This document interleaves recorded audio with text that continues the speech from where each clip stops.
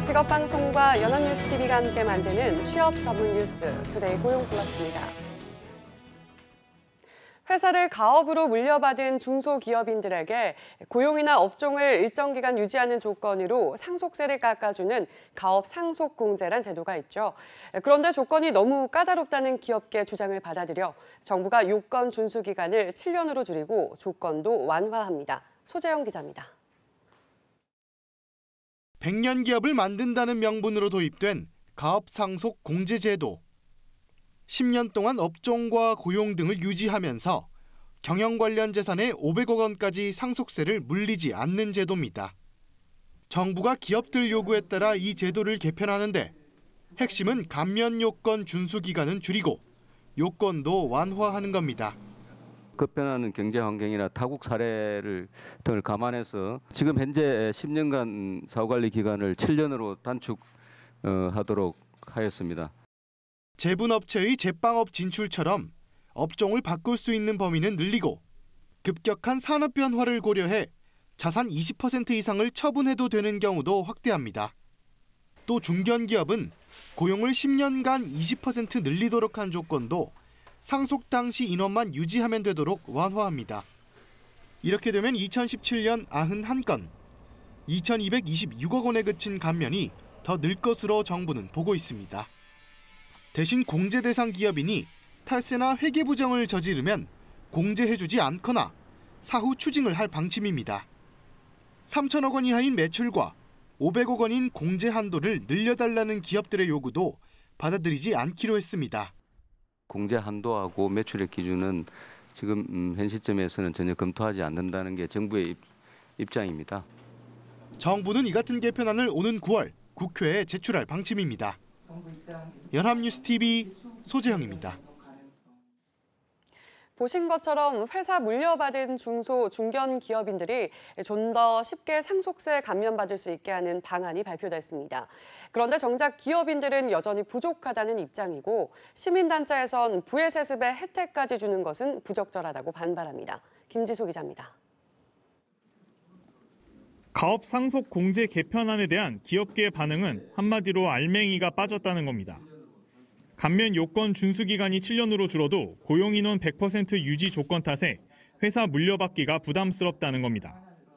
업종 변경 허용 범위 확대도 기업 환경 변화에 안 맞다고 반발합니다. 고용하고 자산을 유지해가면서 가야 되는 부분이 쉽지 않다라는 걸 지금 업종 같은 경우도 과감히 폐지하자고 이제 업계는 얘기를 하는 건데. 무엇보다 경영권 상속세 감면 대상 기업 매출 기준을 3천억 원에 묶어도 대상 기업인이 늘기 어렵다며 다시 국회에 호소할 것임을 분명히 했습니다. 주장했던 거는 그 대상 확대하는 부분하고요. 한도 확대하는 부분인데 그게 이제 국회에 또 이 안건이 넘어갈 텐데 하여튼 이 두 가지는 포기하지 않고. 이들의 주장과 반대로 개편 자체를 비판하는 목소리도 큽니다. 가업 상속 공제로 과연 중소 중견기업이 살아났는지 효과는 검증된 적도 없고 업종을 바꾸면 가업 상속도 아닌데 왜 부의세습에 세금까지 깎아주냐는 겁니다. 가업 상속이 확대가 되어서 그렇게 경기를 부양을 시켜줬든지 평가가 없이 선심성으로 확대를 하는 건 사실 되게 심각한 문제죠. 이게 업종을 바꿀 수 있게 해달라 이런 것도 사실 가업을 유지한다는 측면에서는 맞지가 않는 얘기. 국회 내에서도 공제 대상과 공제액 범위를 놓고 엇갈린 개정안들이 발의돼 있는 상황. 공을 넘겨받을 국회가 심의 과정에서 어떤 결론을 내릴지 주목됩니다. 연합뉴스TV 김지수입니다.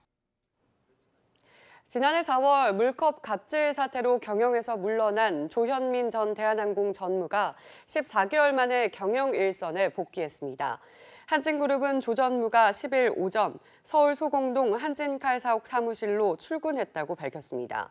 고 조양호 회장의 자녀인 조 전무는 앞으로 지주회사인 한진칼 전무 겸 정석기업 부사장으로 그룹의 사회공헌 활동과 신사업 개발을 전담하기로 했습니다.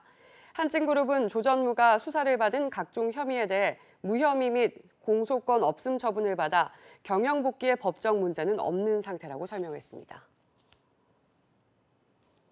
국책연구기관인 한국개발연구원 KDI가 석 달째 경기가 부진하다는 판단을 이어갔습니다. KDI는 10일 발표한 KDI 경제동향 6월호에서 최근 우리 경제는 생산이 소폭 확대됐지만 내수가 둔화하고 수출은 위축되는 등 전반적인 경기 부진이 지속되는 모습이라고 진단했습니다. KDI는 올해 3월까지 5개월간 경기에 대해 둔화하고 있다고 평가하다 4월부터 이보다 더 낮춰 경기 부진이란 입장을 유지하고 있습니다.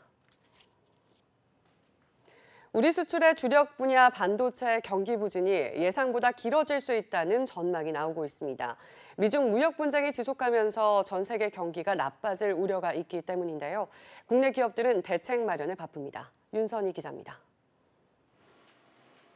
애초 올해 3분기에 회복할 것이라는 반도체 시장 전망은 미중 무역 전쟁의 악화 가능성을 고려하지 않았습니다. 반도체 주력 제품인 D램 가격은 하반기에 최대 25% 더 떨어질 것이라는 전망까지 나오고 있습니다. 글로벌 시장 조사 업체 D램 익스체인지는 D램 가격이 3분기에 10 내지 15% 내릴 것으로 관측했고 4분기 하락폭은 최대 10%로 수정했습니다.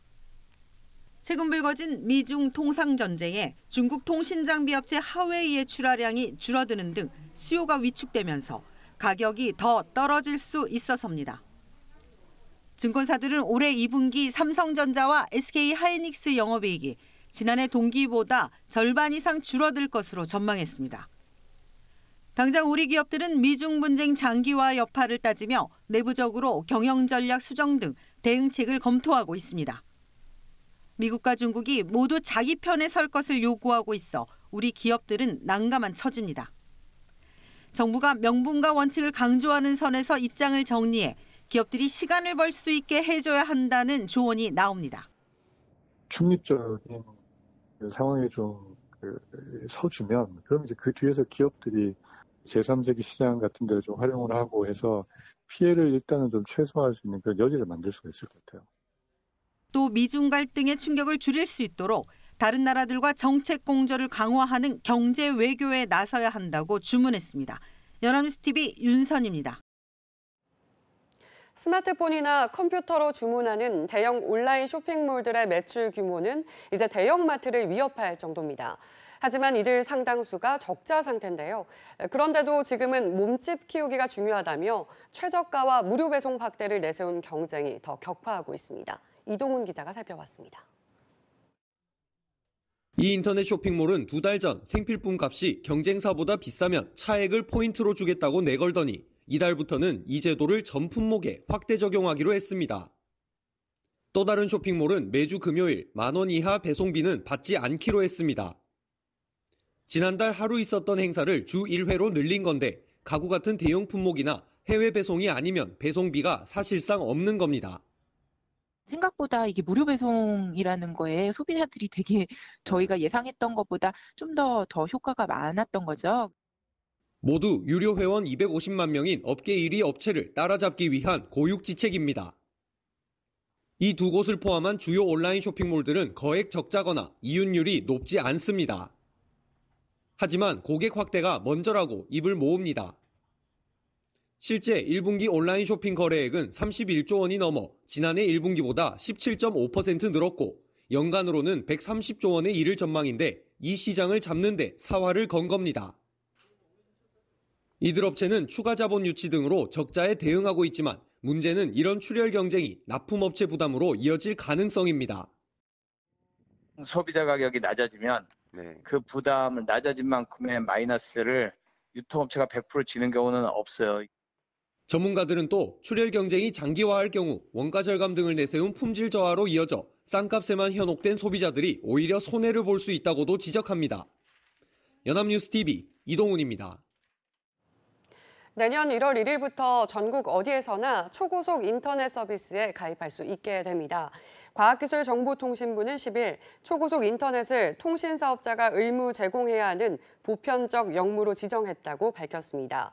그간 통신업체들이 인구가 적은 시골 등지에서 고비용을 이유로 서비스를 기피해온 점을 감안해 이용자가 시내 전화처럼 어디서든 초고속 인터넷을 쓸 수 있도록 하기 위한 겁니다. 과기정통부는 또 통신 이용자의 권익 보호를 위해 가입 사실 현황 조회나 가입 제한 서비스, 마일리지의 고지도 의무화했습니다. 전국 주거시설 경매 건수가 2달 연속 5천 건을 넘었습니다.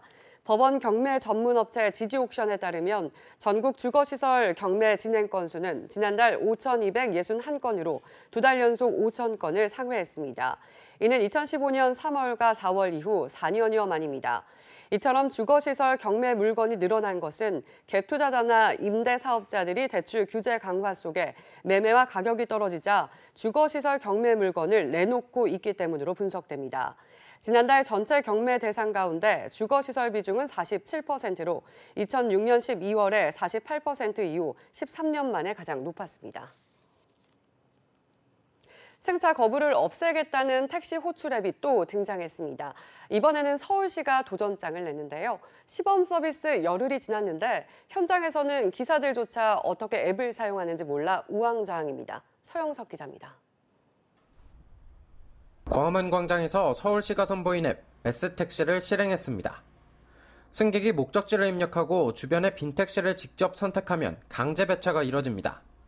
별도의 호출비도 없고 기사는 승객을 태우기 전까지 목적지를 알 수 없습니다. 한 번에 배차는 성공했는데 예상 도착 시간을 넘기고 나서 기사에게서 전화가 왔습니다. 저때 콜이 들어왔는데요. 이거를 이거 한 번도 안 해봤는데 이걸 뭐 눌러도 안 되고 뭐 어떻게 되는지 모르겠네요. 근데 이거 말씀을 듣고 찾아가야 될 것 같은데. 결국 전화로 위치를 설명하고 택시를 탔는데 혼란스러운 모습은 계속됐습니다. 전이 없었지. 아무것도 모르고 그냥 저 개인적으로 이렇게 뭐 온 것도 없었어요. 문자 온 거밖에 없었어요. 현재까지 해당 앱이 설치된 택시는 서울 지역 택시의 60% 정도인 4만 3천여 대.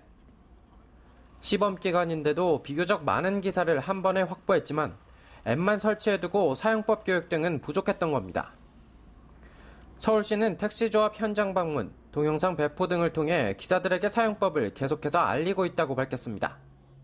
막상 콜이 오면 좀 당황하시는 부분이 있고요. 그리고 워낙 좀 연령대가 있으시다 보니까 그런 기기에 대해서 좀 친밀도가 떨어지시고 이러다 보니 여기에 더해 시민 홍보도 부족해 승차 거부 없는 택시를 만드는데 보다 적극적인 행정과 참여가 필요하다는 지적이 나옵니다. 연합뉴스TV 서영석입니다. 서울 영동대로 개발의 핵심 사업인 강남권 광역복합환승센터가 오는 12월 착공합니다. 서울시는 2023년 완공을 목표로 하고 있는데요. 4, 5년 뒤면 영동대로 주변이 확 바뀔 전망입니다. 팽재홍 기자의 보도입니다. 국토교통부가 국내 최대 규모인 강남권 광역복합환승센터 지정을 최종 승인했습니다. 이에 따라 서울시는 다음 달까지 기본 설계안을 확정 짓고 올해 12월에 본격적인 공사에 들어가기로 했습니다. 영동대로 개발 사업의 핵심인 강남권 광역복합환승센터는 삼성역에서 봉은사역 구간 14차로 지하에 GTX와 지하철, 버스 등의 종합환승시설을 건설하는 대형 프로젝트입니다. 지상광장과 지하 1에서 3층에 버스 택시 정류장과 공공상업시설, 주차장 등이 들어서고 지하 4층에 GTX 승강장, 5층에 위례 신사선 역무시설이 건립될 계획입니다. 서울시는 보행 구간을 최소화해 환승거리를 100m 이내로 하겠다고 밝혔습니다. 서울역과 비교를 하면 환승 시간이 4분의 1로 줄어들 것이라고 설명했습니다. 서울시는 영동대로 개발이 완료되면 하루 60만 명이 오가는 세계적 규모의 대중교통업으로 자리매김할 것으로 보고 있습니다. 지하에 이제 광역복합환승센터를 먼저 23년 말까지 개통할 계획이고요. 그 나머지 시설들도 같이 병행해서 24년에는 전체 시설이 완공될 수 있도록 하겠다는 게 지금 계획입니다. 애초 계획에 포함됐던 고속철도 노선은 경제성을 이유로 제외될 가능성이 불거졌으나 정부와 서울시는 아직 확정되지 않았다는 입장입니다. 국토부는 내년 GTX-C 기본계획 용역 결과에 따라 제외 여부가 확정될 것이라고 밝혔습니다. 연합뉴스TV 팽재용입니다.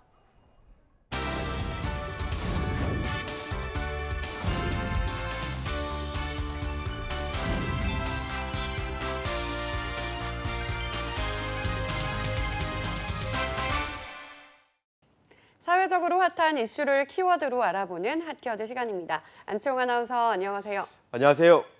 핫키워드 시간입니다. 우리나라 국민들이 가장 좋아하고 또 가장 자주 시켜 먹는 음식은 역시 치킨이죠. 그렇다면 소비자가 아닌 자영업자에게 치킨은 어떤 존재일까요? 핫키워드에서 살펴봅니다. 네, 서민들을 위한 든든한 외식 음식이기도 하죠. 배달앱에서 가장 많이 등록된 업종이기도 하고요. 실제 통계로 봤을 때도 치킨집의 비율이 다른 외식 업종에 비해 높은 편인가요? 네, 얼마 전 KB금융그룹에서 KB 자영업 분석 보고서를 발표했는데요. 국내 자영업 시장에 대한 객관적이고 유용한 정보를 제공하기 위해 만들어진 해당 보고서는 첫 편으로 치킨집 현황과 시장 여건을 다뤘습니다. 보고서에 따르면 사업 경험이 부족한 창업자들이 선호하는 프랜차이즈 창업 중에서도 치킨집은 전체 외식 프랜차이즈 가맹점의 21.1%인 약 2만 5천 개를 차지해 가장 핵심 업종인 것으로 나타났습니다. 네, 전체 외식 프랜차이즈 가맹점 6곳 중 한 곳은 치킨집이라는 거네요. 상당히 높은 비율인데 이렇게 인기가 높은 이유는 역시 소비가 잘 되기 때문인가요? 네, 사람들이 많이 찾는 이유 역시 중요한 이유 중 하나입니다. 보고서를 낸 김태환 KB금융지주 경영연구소 연구위원에 따르면 1인당 연간 닭고기 소비량이 증가세를 보이고 있고 치킨 전문점의 총 매출액도 2011년 약 2조 4천억 원에서 2017년 약 5조 원으로 증가하는 등 치킨 시장의 수요 여건이 비교적 양호하다고 이야기하며 치킨의 소비자 수요도를 강조했는데요. 뿐만 아니라 치킨집 창업은 다른 외식 업종에 비해 접근이 상대적으로 쉽다는 장점도 있습니다. 매장이 작더라도 창업을 할 수 있어서 초기 비용에 대한 부담이 없고 업무 역시 고도의 전문 기술이 필요하지 않기 때문인데요. 이 때문에 요식업에 대한 경험이 없는 사람도 누구나 쉽게 접근할 수 있기 때문에 우스갯소리로 퇴직하면 치킨집이나라는 이야기가 나왔던 겁니다. 네, 맞습니다. 접근성 역시 창업을 할 때 상당히 중요한 이유 중 하나니까요. 그렇다면 여전히 제2의 직업으로 치킨집을 창업하려는 움직임이 많은 편인가요? 네, 안타깝게도 최근 들어선 줄어들고 있는 추세입니다. 2014년엔 9,700개였던 치킨집 창업 수가 2015년엔 8,200개, 2016년엔 6,800개, 그리고 다시 2017년과 2018년엔 5,900개와 6,200개로 줄었는데요. 반면 폐업률은 오히려 증가한 편입니다. 2014년엔 7,600개였던 폐업 수가 2016년엔 8,700개, 2017년엔 8,900개로 급격히 증가하다가 지난해엔 8,400개로 잠시 멈칫한 겁니다. 네, 2016년부터는 창업한 치킨집보다 폐업한 치킨집의 수가 더 많네요. 소비는 더 많아졌는데 치킨집 수가 줄어드는 이유는 뭘까요? 네, 일단 경쟁이 심화됐기 때문입니다. 치킨집 브랜드는 지난해 25개가 더 늘어 409개가 됐는데요. 한식을 제외하면 가장 많은 브랜드가 경쟁하고 있는 음식 업종이 됩니다. 수요는 한정돼 있는데 공급 물량은 많다 보니 자연히 매출은 떨어질 수밖에 없겠죠. 그런데 면적별 매출액을 보았을 때도 다른 음식 업종보다 매출액이 낮은 편입니다. 치킨 프랜차이즈 매장 한 곳이 버는 3.3제곱미터당 매출액은 연간 928만 원인데요.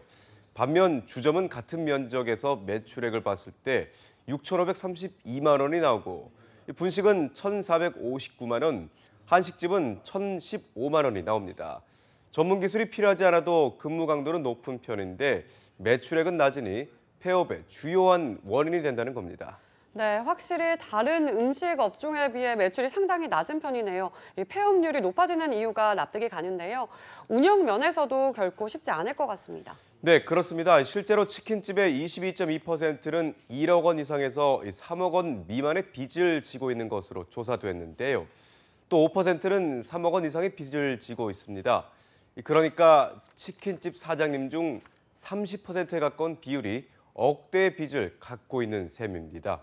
상황이 이렇다 보니 치킨집 10곳 중 9곳은 직원을 두지 않고 나 혼자 운영하는 1인 사업장인 것으로 조사됐는데요. 인건비라도 아끼기 위해 혼자 일하다 보니 업무의 부담은 더욱 가중돼 악순환이 계속되며 폐업률을 증가시키는 또 다른 요인이 되고 있는 거죠. 서민에게 가장 인기 있는 외식 음식이지만 그 이면엔 보신 바와 같은 생존 전쟁이 이어지고 있어서 이를 위한 대책이 필요한 상황입니다. 네, 2000년대 치킨집의 수요가 갑자기 폭증을 했던 이유 역시 조기 퇴직이 늘어나며 갈 곳 없어진 퇴직자가 선택할 길이 바로 치킨집이었기 때문입니다. 그런데 이러한 창업자들이 점점 모이다 보니 자연스럽게 경쟁도 심화되었고 일부 프랜차이즈에선 사장님을 울리는 갑질까지 벌였습니다. 서민들이 사랑하는 음식이라기엔 그 속살이 점점 써지고 있다는 사실이 안타깝습니다. 문턱을 조금 높이더라도 과장 경쟁을 막고 재료비로 폭리를 취하는 프랜차이즈 갑질에 대한 개선책이 필요한 시점입니다. 지금까지 핫키워드 안치홍 아나운서였습니다. 고맙습니다. 고맙습니다. 지금까지 투데이 고용 플러스였습니다. 오늘 저희가 준비한 내용은 여기까지입니다. 함께해 주신 여러분 고맙습니다.